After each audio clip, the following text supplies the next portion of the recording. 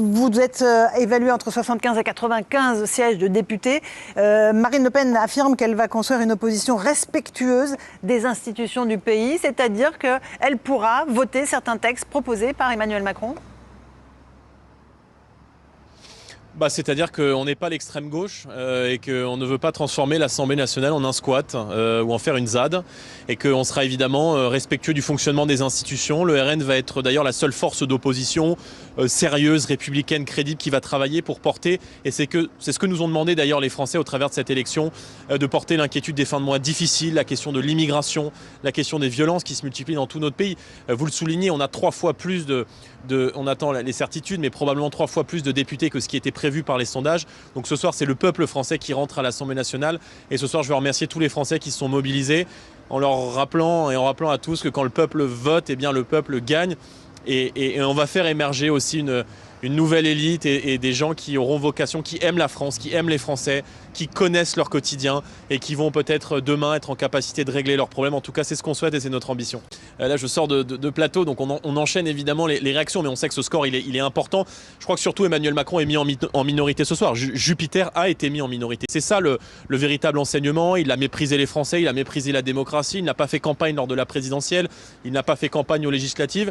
Et lui et son ego, son arrogance, ont pensé qu'il pourrait passer au-dessus, qu'il pourrait donner des conférences de presse au pied du tarmac avant de s'envoler dans un pays à l'étranger pour évoquer la diplomatie, sans se soucier des problèmes du peuple français.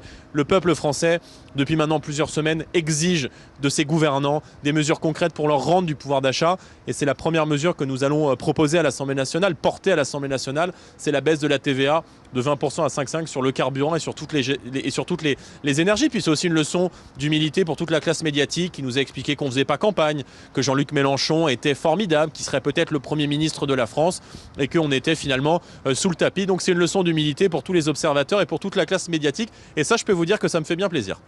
Je pense qu'il y a beaucoup d'électeurs de LR, si tant est qu'il reste encore aujourd'hui des gens qui ont été très attachés pendant longtemps à la famille historiquement gaulliste, à la famille du général de Gaulle, et qui ne veulent pas rejoindre l'armée de zombies et de funambules d'Emmanuel Macron. Eh bien, je leur dis, travaillons ensemble, venez avec nous. Il y a une grande partie des députés LR qui se tourneront vers Emmanuel Macron, qui iront se vendre, qui deviendront la force d'appoint, qui voteront la réforme des retraites à 65 ans qu'essaiera de proposer Emmanuel Macron.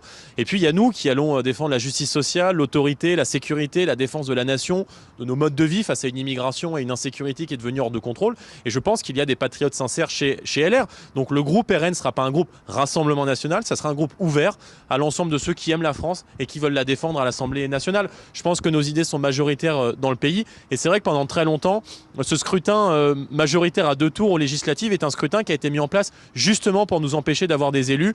On s'aperçoit qu'il n'y a plus de plafond de verre et que tous les freins qui ont été mis sur notre route pour nous empêcher d'arriver au pouvoir ne fonctionne plus.